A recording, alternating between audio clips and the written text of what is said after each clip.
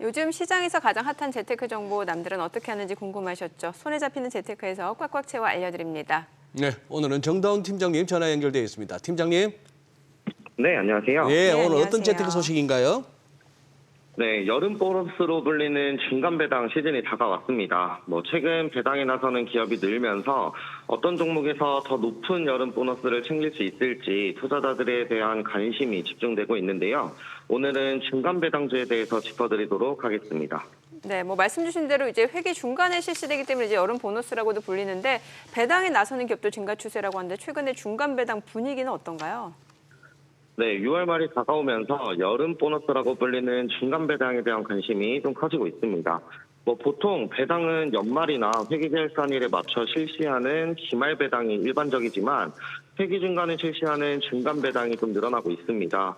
배당주는 주기적으로 배당금을 지급하기 때문에 투자 손실을 일부 방어할 수 있고 기업의 배당 정책은 탄탄한 실적을 입증하는 지표로도 여겨지기도 하는데요. 최근에는 주주들에게 이익을 돌려주려는 목적으로 매년 1회 실시하던 배당을 분기별로 나눠서 지급하려는 경향이 두드러지는 추세입니다. 큰 규모의 기업들을 중심으로 분기별 배당 정책이 점차 보편화되면서 중간 배당을 실시하는 기업도 지속적으로 늘어날 것으로 보입니다. 실제로 분기 배당이나 중간 배당을 실시한 종목은 2020년에는 69개 기업이었지만 2021년은 85개, 지난해인 2022년에는 102개 기업이 중간 배당을 실시하면서 꾸준히 증가 추세를 보이고 있습니다. 중간 배당은 통상 6월 말을 지급 기준일로 하는데 올해는 해당 주식을 6월 28일까지 보유하면 7월이나 8월에 배당금이 지급됩니다. 그래요, 팀장님. 그러면 이 중간 배당금 주는 기업들 중에서 좀 배당 수익 좀 높은 쪽 어떤 곳이 있습니까? 네, 먼저 올해 중간 배당을 실시하는 기업부터 좀 말씀을 드려야 될 것 같은데요. SK텔레콤이나 신한지주, K카 등은 1분기 분기 배당에 이어서 2분기 중기 배당도 이어갑니다. 지난해 중간 배당을 처음 실시한 SK케미칼, CJ제일제당 등은 올해도 중간 배당을 이어가기로 결정했고 올해 처음으로 중간 배당을 결정한 기업엔 이원과 이상네트워크가 있습니다. 주목할 만한 종목은 고배당주 하면 떠오르는 S오일입니다.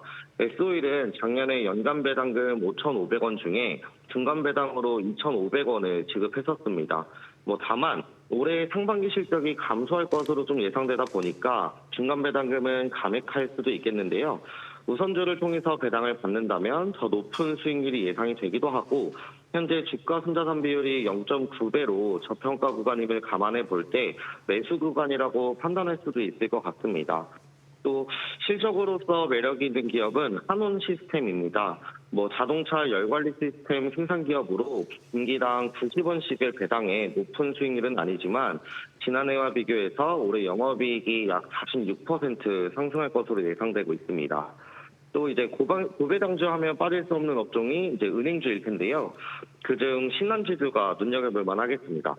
신한지주는 작년 3분기까지 분기별로 400원을 배당했었는데 올해도 이 수준에서 배당이 이뤄지면 수익률은 1% 정도 될 것 같습니다. 은행주 같은 경우에는 분기 배당을 꾸준히 하는 기업으로서 안정적인 배당 수익이 투자 포인트라고 할 수 있겠습니다.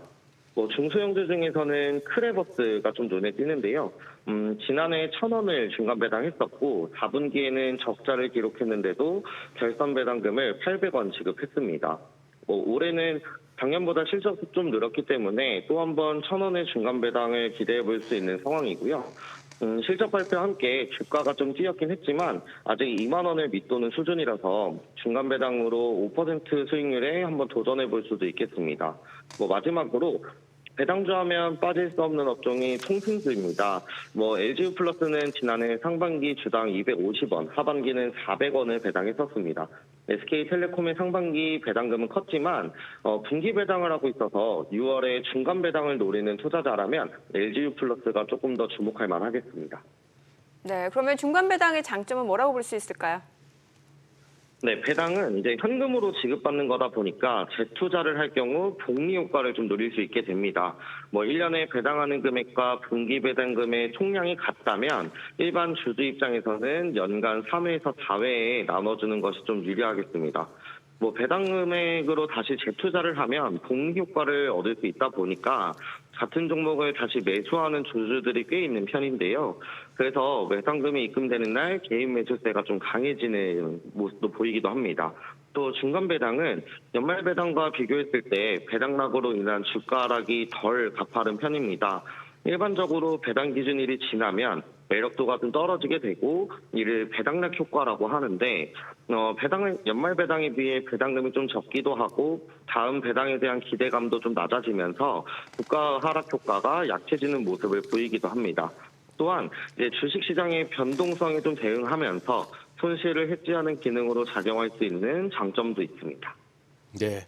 그래요. 그럼 팀장님 마지막으로 이제 중간 배당 관련해서 우리가 또 주의할 점도 한번 짚어주시죠. 네, 뭐 중간 배당이 높을 것으로 예상되는 기업들은 기대감으로 이미 주가가 많이 오르기도 좀 했습니다.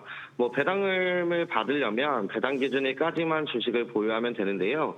이런 배당 기준일을 배당락일이라고 합니다. 이번 배당락일인 28일이 지나면 주가가 급격하게 하락할 수도 있겠습니다.